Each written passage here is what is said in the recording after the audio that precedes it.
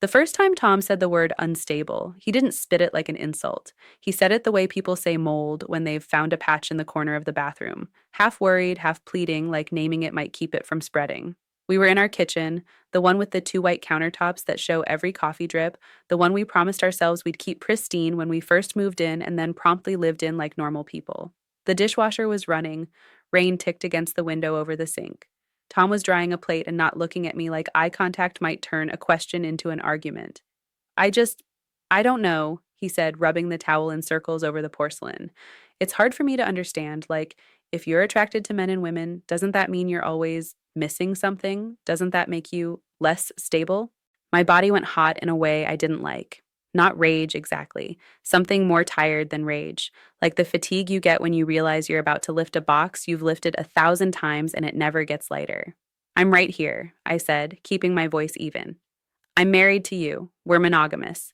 We have a mortgage and a shared Google Calendar that could qualify as a controlled substance. What part of that screams unstable? Tom flinched, because sarcasm is a sharp tool even when you don't mean to cut. He set the plate down, finally met my eyes, and I saw the fear behind the question. It wasn't curiosity, it was a loose thread he'd been tugging at in his head, a story he was afraid would unravel us. I'm not calling you unstable, he said quickly. I'm saying I'm scared. Sometimes it feels like bisexuality means more options, more temptation, more comparisons. There it was, the real sentence, hiding behind the polite one. My hands were damp from wiping the counter. I pressed my palms flat on the cool stone like I needed the chill to keep me steady. You think I'm halfway faithful, I said softly. Tom's mouth opened, then closed. He shook his head once like he could shake the accusation out of the air. No, I don't want to think that. Sometimes I can't stop my brain from doing the math. I laughed once, short and humorless. Like fidelity is a fraction. He winced, then tried again, gentler. Nadia, I love you. I'm not trying to be an asshole. I know, I said. And I did know. That was the maddening part. Tom wasn't cruel. He wasn't dismissive. He wasn't one of those men who wanted to own me. He was a good man who was scared in a way he didn't have language for. The problem was, I was the one who kept paying the toll every time he drove through that fear. I also knew something else, a truth that sat under my tongue like a coin. I had helped build some of his fear, not by being unfaithful, never that, but by sanding down parts of myself when we first met, trying to look safe in ways I didn't even realize I was doing. When Tom and I started dating, I didn't lead with I'm bi. I didn't tell him about my college girlfriend with the sharp laugh and paint-stained fingers. I didn't talk about the summer I spent in a tiny apartment with a woman who used to brush my hair slowly, like it was prayer. I didn't mention the guy I hooked up with once because I wanted to prove to myself I could still want men after falling hard for a woman. I didn't tell him how long it took me to learn that attraction didn't have to become action, that being bi wasn't a constant tug of war. I told him I loved him. I told him I chose him.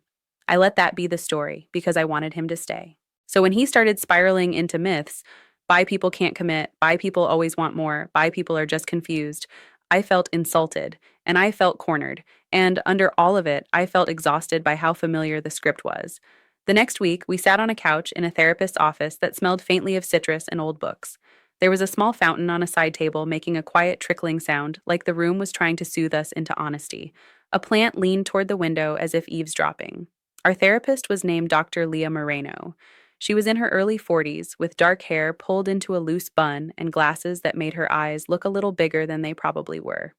Her voice was calm without being sleepy, warm without being fake. Her office was tidy in a way that felt intentional, not sterile. Soft gray rug, two armchairs facing the couch, a box of tissues placed like an offering. Tom sat with his hands clasped so tightly his knuckles looked pale. I sat beside him, close but not touching, because we'd been doing that dance lately, together but carefully. Dr. Moreno started with the basics, the kind of questions that sound simple until you try to answer them without performing. What brought you in today? She asked. Tom cleared his throat. We love each other, he said quickly, like he needed to establish that fact before anything else. We have a good relationship, but I'm struggling with something. He glanced at me, then back at Dr. Marino. Nadia is bisexual, he said, and the way he said it made it sound like a diagnosis and a confession at the same time. And sometimes I get scared that it means she's not fully satisfied with me. My stomach tightened, but I kept my face neutral. I watched Dr. Moreno's expression, professional, curious, not judgmental. And when you feel that fear, she asked, what story does your mind tell you? Tom swallowed. That she'll want something I can't give. That she'll meet a woman and realize she misses that. Or she'll meet a man who's more her type, and I'll be the safe option she settled for. My chest pinched at the word settled, because I could see how he'd gotten there.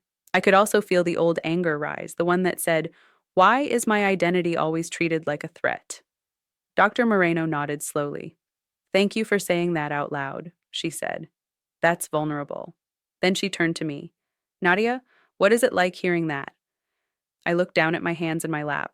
My wedding ring caught the lamplight, a small gold circle that was both a promise and a reminder. It hurts, I said, because it makes it sound like my bisexuality is a defect in my loyalty, like I'm constantly hunting for an upgrade. Tom's jaw tightened, and I knew he wanted to interrupt, to say he didn't mean it that way. Dr. Moreno held up a hand gently, not a scold, just a pause. And, I added, because the truth was layered, it also makes me tired. I've spent a lot of my life proving I'm not a stereotype. Dr. Moreno leaned forward a little. There are a few common myths about bisexuality that show up in relationships, she said. One is what you just named, bisexual means half faithful. Another is, bisexual means always seeking more. Tom, are those myths showing up for you? Tom's ears went red. He nodded. I guess. Yeah. Dr. Moreno didn't shame him. She didn't say, how could you? She said, let's unpack them together. She asked Tom where he'd learned those ideas. He talked about jokes from friends, about movies where the bi character cheats, about an ex who once said casually, I could never date someone bi, too much competition, like it was common sense. He admitted he'd never had close bi friends, never had to confront the assumptions because they'd never mattered to him before. And what does being bisexual mean to you, Nadia? Dr. Moreno asked. I took a breath that felt like stepping into cold water. It means my capacity for attraction isn't limited to one gender, I said. It doesn't mean I'm attracted to everyone. It doesn't mean I'm always unsatisfied. It doesn't mean I need to sample constantly. It just means I can fall for a person and gender isn't a wall. Tom stared at the carpet, absorbing it. Dr. Moreno nodded. Attraction is not the same as action, she said, and identity is not behavior. Something in me loosened. Just hearing it stated plainly in a room designed for truth made my shoulders drop. Tom frowned. But isn't it harder? He asked. Like, if you're attracted to more people, isn't it harder to stay monogamous? Dr. Moreno's gaze stayed steady. Monogamy isn't maintained by having fewer possible attractions, she said. It's maintained by agreements, values, and choice. People who are straight still find others attractive. People who are gay still find others attractive. The question is, what do they do with that attraction? Tom opened his mouth, then closed it, because the logic was annoying in a way only true things are. Dr. Moreno asked him, when you imagine Nadia being bisexual, what do you fear you are in comparison to a woman? Tom's throat bobbed. That I'm not enough, he said quietly. That I can't give her what a woman can. That there's a whole part of her life I can't understand. My eyes stung because there it was again. Not suspicion, but grief. A grief for a version of certainty he wished he had. Dr. Moreno turned to me. Nadia, have you hidden parts of your past from Tom to seem safe? The question hit me in the sternum. I felt my face heat. Tom looked at me sharply. Have you? He asked, and his voice wasn't angry. It was scared. I stared at my hands until the rings of my fingerprints felt like maps. Yes, I admitted. Not because I was doing anything wrong, not because I was lying about loving you, but because I knew people hear bi and they make stories. I didn't want you to make stories. Tom's eyes widened. What did you hide? He asked. I swallowed. I dated a woman in college, I said. For almost a year. It mattered. It wasn't a phase. And I've hooked up with women before that too. Tom's face went pale, like the room had tilted. You never told me that, he said. I know, I whispered. I'm sorry.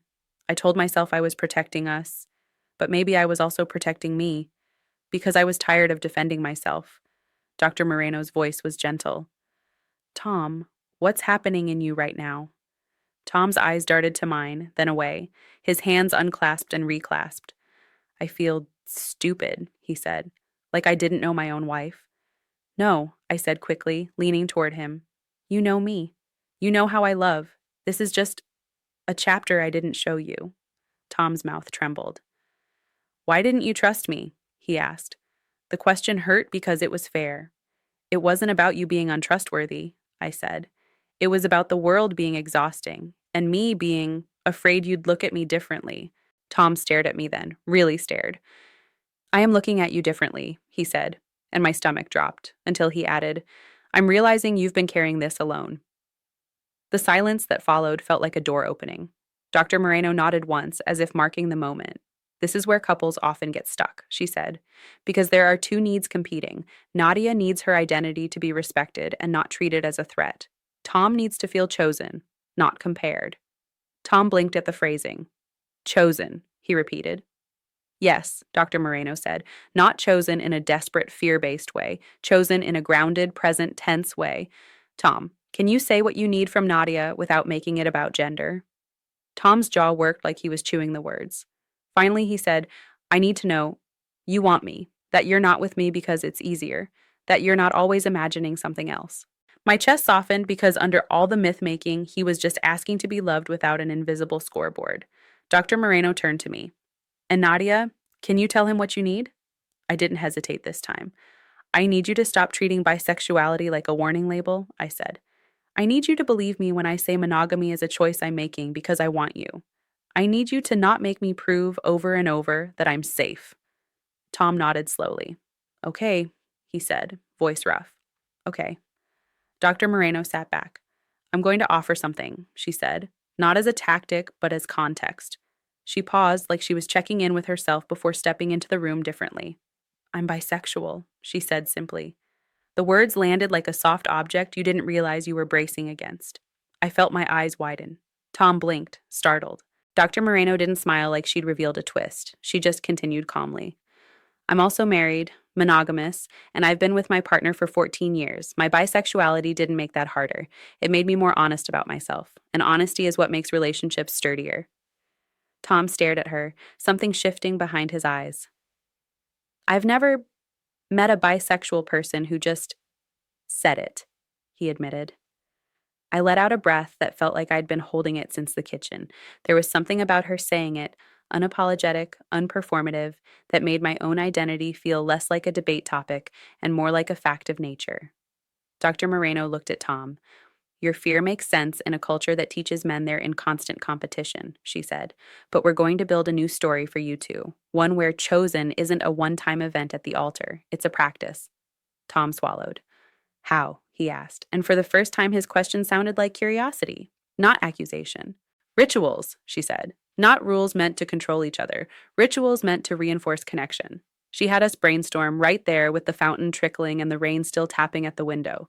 Daily, a small gratitude practice, no big speeches. Just one sentence each night before sleep. One thing you appreciated about the other that day, specific and real. Not, thanks for being you, but thank you for texting me when my meeting ran long, or thank you for making me laugh when I was spiraling. Weekly, a date protected like it mattered. Not necessarily expensive, a walk, a taco place, sitting in the car with milkshakes and phones off. Something that said, we are still choosing each other in the middle of everything else. Yearly, a retreat. One weekend a year where we got out of our routines, went somewhere quiet, and talked about the year behind us and the year ahead. A reset. A reminder that our relationship wasn't just something that happened to us, it was something we built. Tom listened like someone being handed tools after years of trying to fix things with bare hands. On the drive home, the sky was clearing. The wet streets reflected the city lights like ribbons. Tom was quiet, both hands on the steering wheel, but his silence felt different now, less like withdrawal, more like processing. I didn't realize how much of this was about me, he said finally. I glanced at him. Most fear is, I said softly. He huffed a laugh. Then his face grew serious again. When Dr. Moreno said she was bi, it made it real, he admitted.